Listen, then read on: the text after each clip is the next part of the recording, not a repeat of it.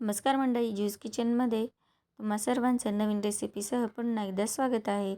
तर आज आहे अंगारकी संकष्टी आणि अंगारकी संकष्टीनिमित्त आपण बनवणार आहोत एक खास अशी महाराष्ट्रातील सर्वांची आवडती अशी एक रेसिपी.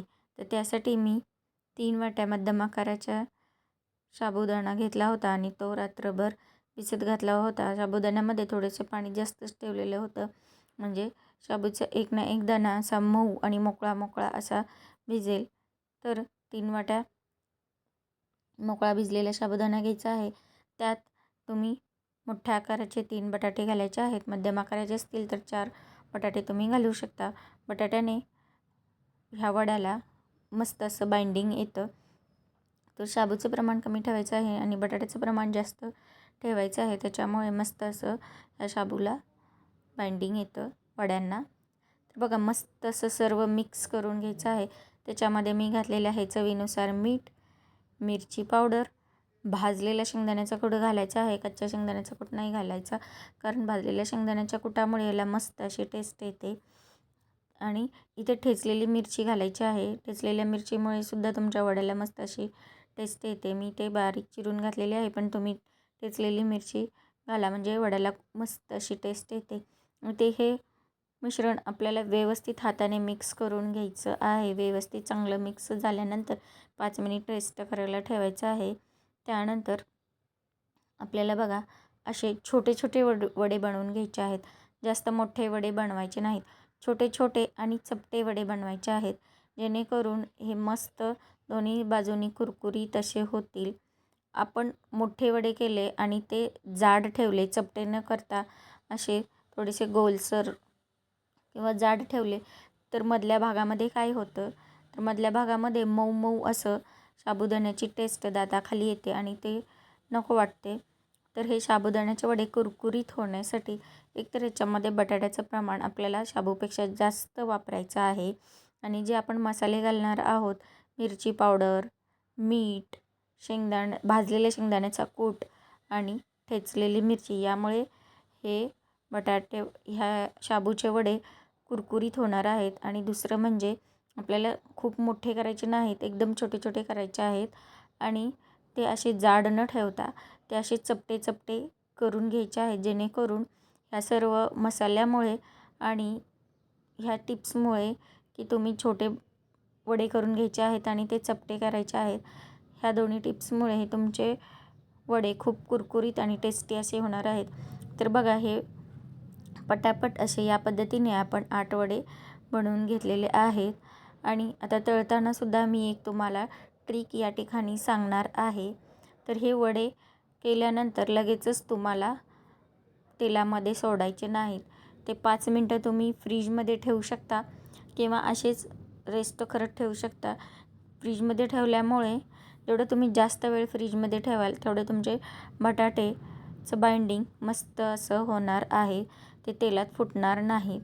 तर बघा, एकतर मस्त बटाटे कुस्करून घ्यायचे आहे. त्याच्यामध्ये एकही गाठ अशी ठेवायची नाही. सगळं मस्त हातांनी कुस्करून घेतल्यानंतर व्यवस्थित सगळे मसाले वगैरे घातल्यानंतर छोटे छोटे वडे करायचे आहेत. आणि वडे करताना पण एकदम दाबून दाबून दाबून करायचे आहे, जेणेकरून वरून एकही चीर पडायला नको आहे. तर बघा, या ठिकाणी मस्त अशी खोबरं, मीठ आणि मिरचीची आपण इथे चटणी बनवलेली आहे वड्यांबरोबर खाण्यासाठी.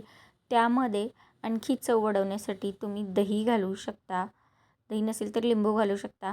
आणि त्यामध्ये तुमच्याकडे काकडी असेल तर ती काकडी किसून यामध्ये तुम्हाला चटणीमध्ये घालायची आहे. अगदी अप्रतिम चटणी होते. दही आणि काकडीची सुद्धा मीठ घालून अप्रतिम चटणी होते. खोबरं नसेल तरी चालेल, फक्त दही, काकडी आणि मीठ अशी ही चटणी तुम्ही करून बघा. आणि तुम्हाला हवं असेल तर खोबरं, हिरवी मिरची, मीठ, काकडी किसून घ्यायची आहे. आणि ही सुद्धा चटणी तुम्ही करून बघा, खूप अप्रतिम होते दोन्हीही चटण्या.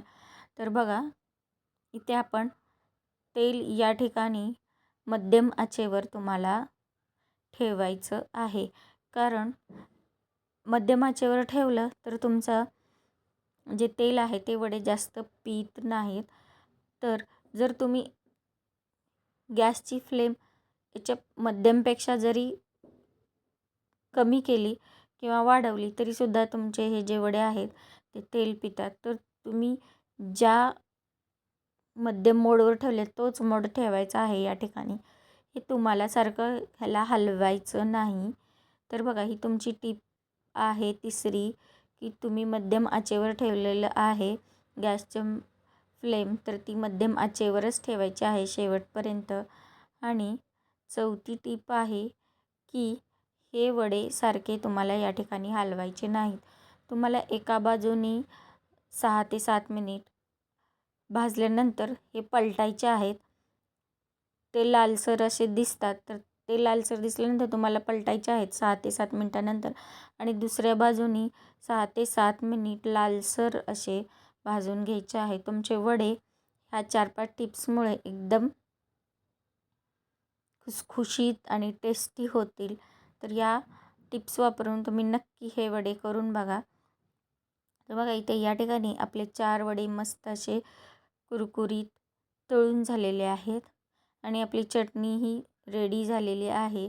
तर मी चटणीचेही या ठिकाणी तुम्हाला 2 प्रकार सांगितलेले आहे. दोन्ही प्रकारच्या चटण्या नक्की करून बघा वड्यांबरोबर खाण्यासाठी. तर बघा, इथे आपले मस्त असे कुरकुरीत लाल बुंद असे वडे तयार झालेले आहेत. टेस्टी कुरकुरीत वडे आणि त्याच्याबरोबर टेस्टी चटणी तयार झालेली आहे. तर आपण याप्रमाणेच राहिलेले वडे सोडून घेऊया आणि मस्त असे कुरकुरीत तळून घेऊया. तर बघा, माझे असेच नवनवीन व्हिडिओ बघण्यासाठी किंवा माझे असेच नवनवीन रेसिपी बघण्यासाठी माझा चॅनल लाईक करा, तुमच्या मित्रमैत्रिणींना माझे व्हिडिओ शेअर करा आणि माझ्या व्हिडिओना कमेंट करत राहा. तर चला, या सर्वांनी खायला मस्त असे शाबूचे वडे आणि चटणी. आणि पुन्हा एकदा तुम्हाला सर्वांना अंगारकी चतुर्थीच्या खूप खूप अशा शुभेच्छा. आणि या पटकन सर्वजण खायला आणि माझा चॅनल लाईक करा, शेअर करा आणि असेच नवनवीन व्हिडिओ बघण्यासाठी टिप्ससह माझा चॅनल बघत राहा. तर करा आणि जाता जाता तेवढा माझा चॅनल सबस्क्राईब करा की. पटकन जा आणि सबस्क्राईब करा. तुम्हाला मला काही सजेशन द्यायचे असतील तर माझ्या कमेंट बॉक्समध्ये जाऊन कमेंट करा आणि जाता जाता तेवढा चॅनल सबस्क्राईब करा.